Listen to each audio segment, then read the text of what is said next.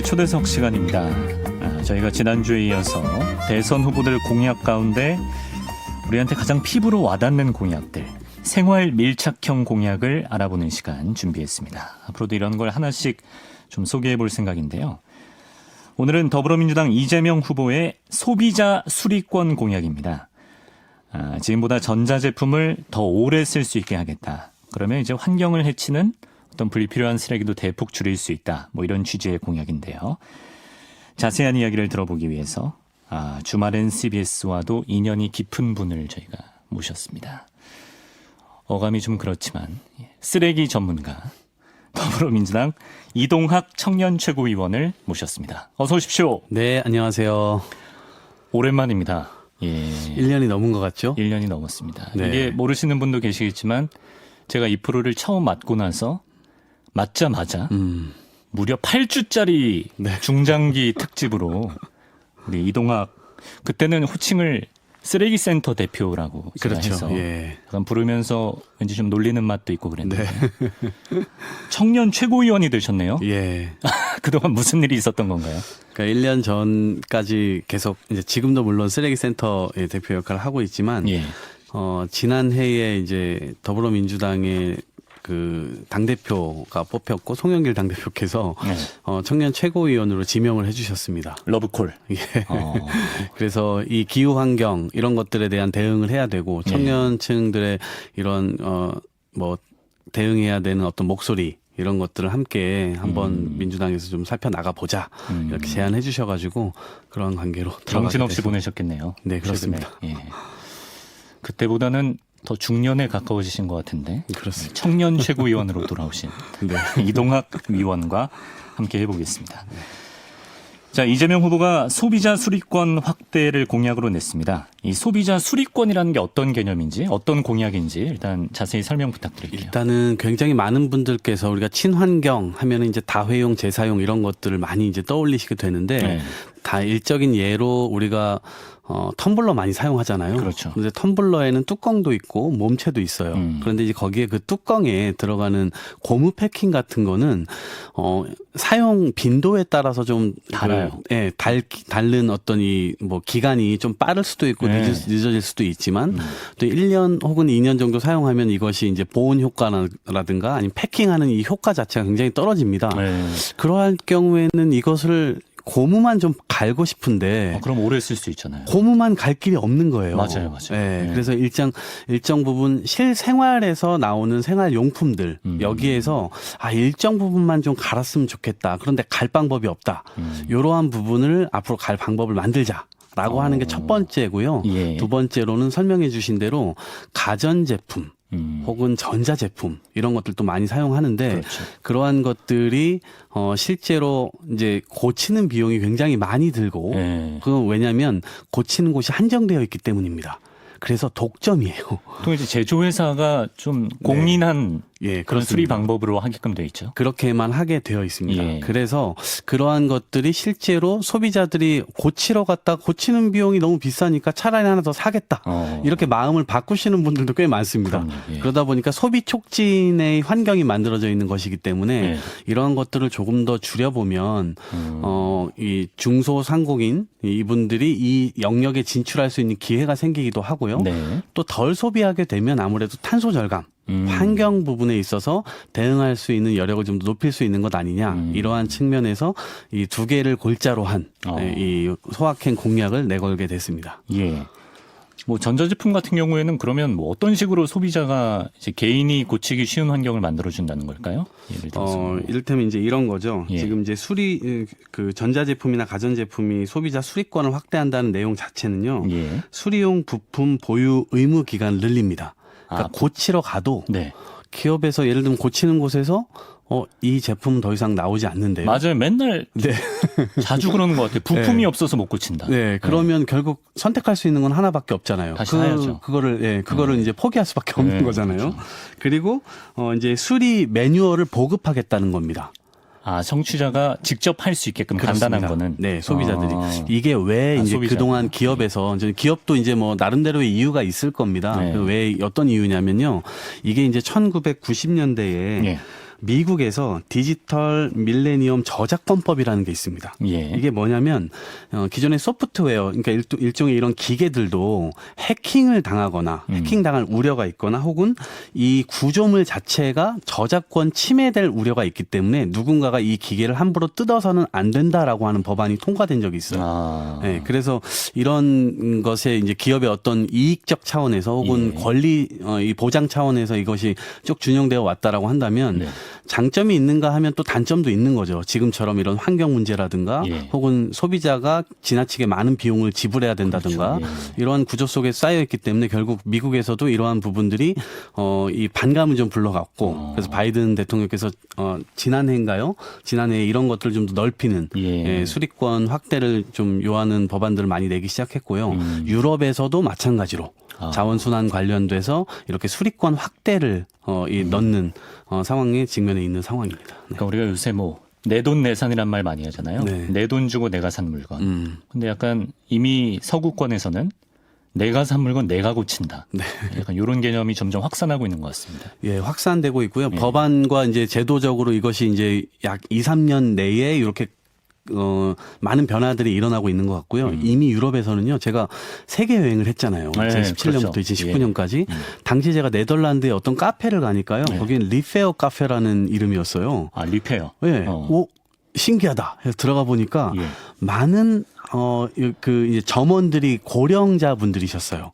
그것도 일단 특이했죠. 예. 근데 보니까 거기에 뭐 자전거라든지 전자제품, 가전제품 이런 것들을 사람들이 소소하게 가져와서 네. 또 생활용품들 같은 것들도 있고요. 그래서 예. 거기 와서 고치는 거예요.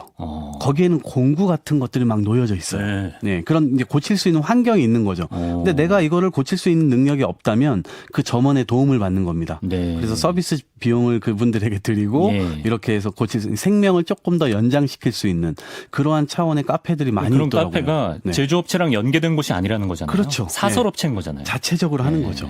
그러니까 여러 가지 측면들에서는 좀 너무 좋다 이렇게 봤는데 네덜란드 역시 이제 초고령 사회이기 때문에 어르신들의 커뮤니케이션, 사회와의 커뮤니케이션도 굉장히 중요하고요. 그다음에 그런 기술을 가지신 분들이 사회에서 도태되는 것이 아니라 역할을 충분히 할 수 있도록 해주고 그렇죠. 그러면서 결국 기계를 조금 더 사용할 수 있도록 예. 만드는 여러 가지 이제 일석삼조라고 할까요? 여러 가지 포석이 있었던 일종의 산업 역할을 하고 있는 거죠. 예. 네. 아, 그게 참 중요한 것 같은 게 저도 지금 사과폰을 꾸준히 써오고 있는 사람인데요. 네. 수리 보증에 가입을 했거든요. 늘. 네.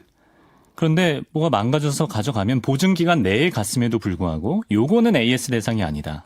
보증 대상이 아니다. 이래서 그때 뭐 제가 너무 비싸니까 뭐 사설업체에 어쩔 수 없이 맡기기도 하고 그러는데 근데 그런 거는 사설업체 가는 순간 그 뒤에 AS는 끝나는 거잖아요. 그렇죠. 사설업체에 손이 닿는 순간. 손이 닿는 순간 네. 이제 더 이상 자신들의 손은 떠났다고 생각하기 때문에 그렇죠. 더 이상 예. 그걸 받아주지도 않습니다. 그럼 이번에 이재명 후보의 이 소비자 수리권 확대 공약에는 어떤 사설업체를 좀 더 양지로 끌어내는 그런 부분도 있는 건가요? 맞습니다. 양지로 끌어내고요. 그것을 이제 법률적으로 보완하겠다. 예. 이제 이런 내용입니다. 실제로요. 이런 것들이 왜 필요하냐면요. 우리가 이제 어떻게 보면 이가 굉장히 촉진되는 사회에 살고 있고 예. 그것을 사용하고 대량 폐기되는 사회에 살고 있잖아요. 네. 그런데 실제로 보면 우리나라에서요. 재활용률 자체가 좀 낮습니다. 어느 이를테면 10개가 생산되면요. 2개 내지는 3개 정도. 이거는 뭐 전체인가요? 뭐 전자제품인가요? 전자제품에 전자제품 대해서요. 폐기물. 전자제품 폐기물에 대해서요. 예. 그리고 이제 전 세계적으로는 더 낮아요. 17% 정도밖에 안 됩니다. 예. 그래서 이 자체가 굉장히 큰 문제고요. 그리고 문제는 그 통계에 들어있지 않은 상황 속에서는 굉장히 우리가 뭐 어떻게 알 방법이 없는 거예요. 어떻게 처리되는지. 예. 그래서 제가 실제로 세계 여행을 하면서 또 봤었던 쓰레기 문제에 대해서 선진국들에서 이것이 단가가 안 맞아서 인건비가 안 맞아서 실제로 그 나라에서 처리하지 않고 컨테이너에 실어가지고 이걸 개발도상국가로 또 보내면 개발도상국가에서 이걸 받아가지고 맞아요. 그때 이런 문제를 엄청 지적해 주셨죠. 결국엔 또 예. 제대로 처리되지 않고 예. 그 나라에서 쓰레기 산이 되는 예. 그런 상황들이 지금 반복되고 있는 상황입니다. 그렇군요. 네. 그런 취지에서 어떤 환경에 어떤 긍정적인 영향도 기대해 볼 수 있는 그런 정책인데 저 어디서 보니까 그 매년 세계에서 스마트폰이 100억 개가 생산된다 그러더라고요. 통계로 그렇죠. 지구인이 70억 명인데 네. 매년 100억 개를 그만큼 엄청 버린다는 거 아니에요? 그렇죠. 네. 놀랐던 기억이 이제 있고. 이거는 한번 생각해 보시면 우리가 일상생활에서 아마 이제 시간이 조금 지나면 네. 이 기능이 좀 저하되거나 혹은 어딘가 하나가 망가지거나 혹은 뭐 액정이 깨진다거나 네. 여러 가지 이제 장벽들을 만나게 되잖아요. 네. 그럴 때 우리는 이제 그 딜레마 상황에 빠지죠. 그렇죠. 네. 그렇게 되기도 하고 하필 또 네. 뭔가 멋있어 보이는 신제품이 또 나와 있고. 그겁니다. 바로 네, 네. 소비를 촉진시키기 위한 자본주의 환경 자체가 네, 그런 거죠. 근데 제가 자본주의 환경 자체를 탓하고 싶은 생각은 없어요. 누구든지 이 안에 들어와 있기 때문에 그렇죠. 네. 뭐 탓하는 것 자체가 모순이죠. 그런데 이런 것들을 조금 더 늘려보자 이런 시도는 할 수 있을 것 같고 네. 그게 이번에 이재명 후보께서 낸 수리권 공약이라고 할 수 있겠습니다. 네.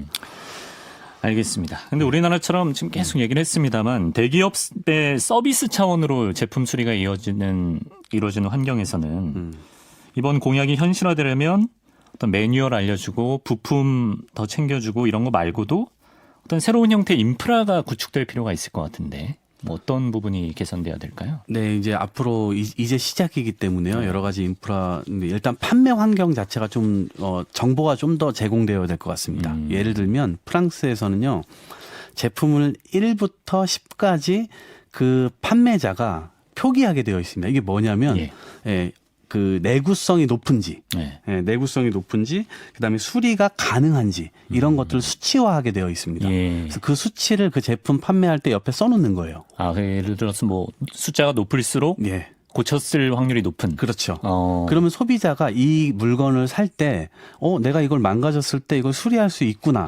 이런 정보를 알게 될 수 있고, 그 다음에 이것은 내구성이 높은지 안 높은지 이 내구성 지수를 보고 판매할 수 있기 때문에, 뭐 별로 새로운 제품의 어떤 이 유혹에 좀 이렇게 넘어가지 않으시는 분들은 이런 것들을 선호하게 되겠죠.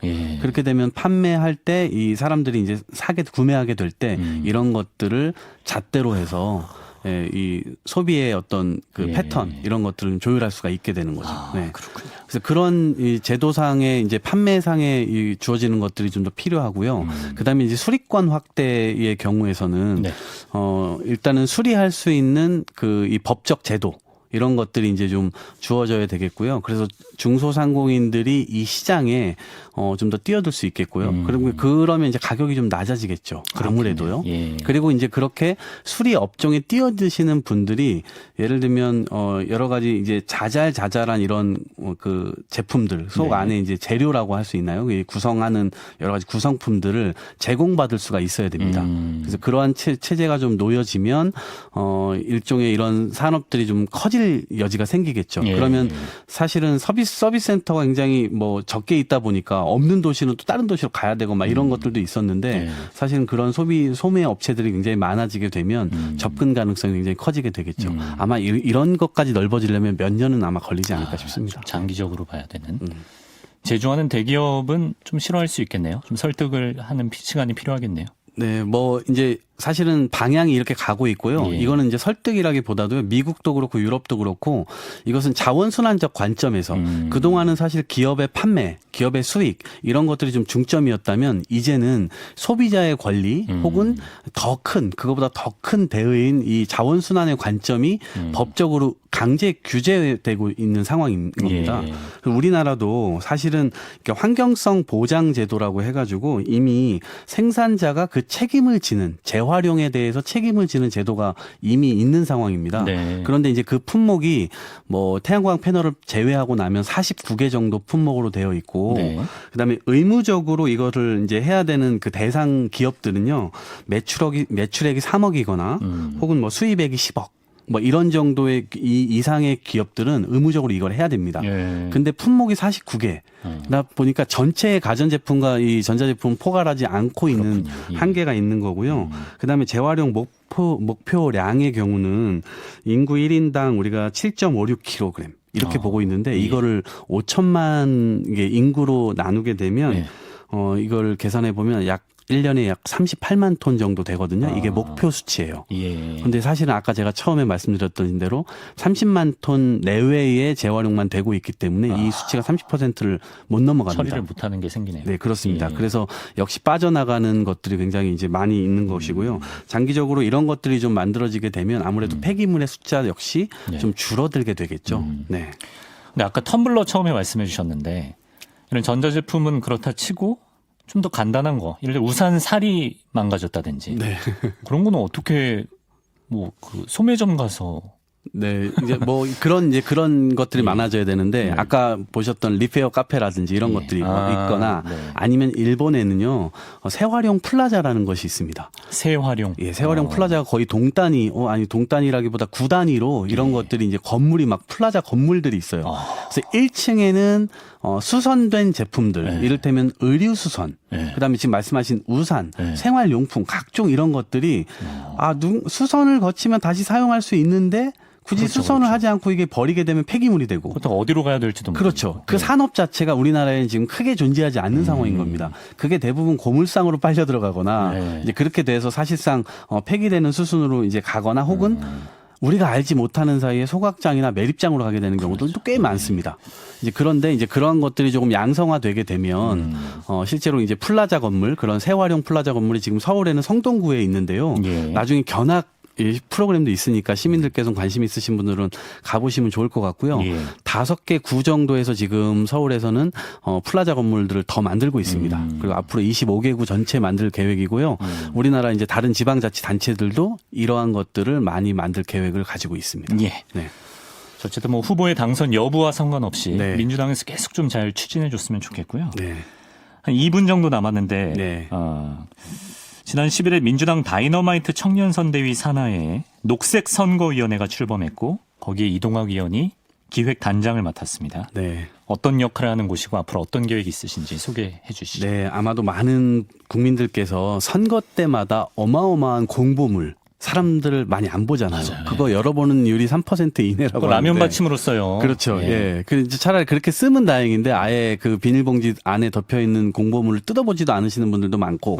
그다음에 현수막들 지방선거 때는 13만 장이 이상 사용이 되고요. 실제 그거는 법정으로 사용 허락된 용량만 그렇습니다. 예. 그런데 이 정치권이 선거 때마다 엄청나게 배출되는 이러한 쓰레기들을 도대체 이렇게 놔둬도 되는 것일까? 기존에 탄소 중립 자원순환 한다고 하면서 기업들과 국민들에게만 어쩌면 이러한 것들을 좀 요구해 왔는데 정치권이 법만 만들 게 아니라 네. 실제로 스스로도 좀 실천을 하면서 국민들과 함께 이러한 분위기를 잡아나가야만 국민들과 함께 기업들이 더 이렇게 또 따라올 수 있는 면도 있지 않을까. 그래서 그러한 것들을 조금 이슈 파이팅 하고요. 저희가 선거 때 쓰레기를 얼마만큼 나오는지 또 그것들을 얼마만큼 줄일 수 있는지 이런 것들을 지금 이제 정책화하려고 하고 있습니다. 초당적으로 협의가 되면 좋겠네요. 그래서 초당적으로도 하려고 하고요. 예. 그다음에 대국민 공모전을 다음 주 중에 실시하려고 하고 있습니다. 그래서 국민들의 아이디어와 국민들의 톡톡 튀는 어떤 생각들을 좀 모아서 그거를 법률로 만들고 이것은 단순히 더불어민주당만 한다고 해서 이재명 후보만 한다고 해서 해결될 수 있는 과제는 또 아니잖아요. 그렇지. 예. 그래서 법률로 의무적으로 선거에서 나올 수 있는 쓰레기를 최소화하고 불가피하게 나올 수밖에 없는 거는 최대한 리사이클링하는 쪽으로 방향을 잡고 있습니다. 예, 네. 좀 꼭 필요한 변화의 흐름인 것 같습니다. 오늘 여기까지 말씀드렸죠. 반가웠습니다. 민주당 이동학 청년 최고위원 고맙습니다. 네, 고맙습니다.